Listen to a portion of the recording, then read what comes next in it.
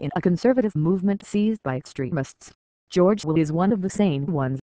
But his recent rejection of social science as having any role to play in the gay marriage debate is wildly off the mark. It's intellectually dishonest, scientifically ignorant, and I'll say it anti-gay. Will claims that reasonable people disagree about gay marriage because so little is known about its consequences. He quotes a legal brief by conservative scholars affiliated with a famously anti-gay think tank that calls research about gay marriage and parenting radically inconclusive. He then warns the Supreme Court, which will hear oral arguments on two gay marriage cases next week, to be wary about social science that purports to prove propositions for which there cannot yet be decisive evidence. In other words, he suggests the value of research on gay marriage is currently zero. Suppose a group of people claim that redheads can't enter the town square because they'll drive away commerce, badly harming the economy, and then this group gets a law passed barring redheads from public spaces.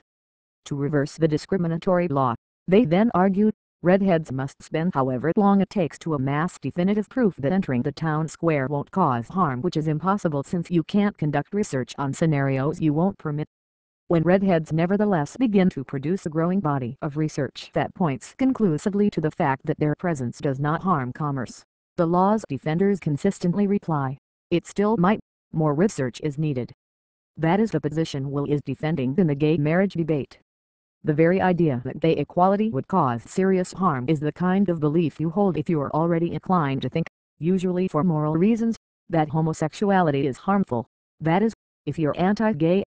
Otherwise, there'd be no better reason to assume gay marriage is harmful than there is from letting redheads go to market. Although the real basis of most opposition to same-sex marriage is moral, conservatives have found that arguments alleging harm to society are more powerful than ones that simply declare what they don't like to be morally wrong. So they have spent a generation making the case that gay equality would cause all kinds of social disruptions. It's exactly the same tactic that was recently proven profoundly wrong when the Pentagon lifted its ban on openly gay service despite continuous claims that doing so could destroy the military. Advocates of equality have responded by conducting research on gay families that has consistently shown such fears to be ungrounded. George Will calls this body of work spurious social science by supporters of same-sex marriage and complains that it purports to prove something that can't yet be proven.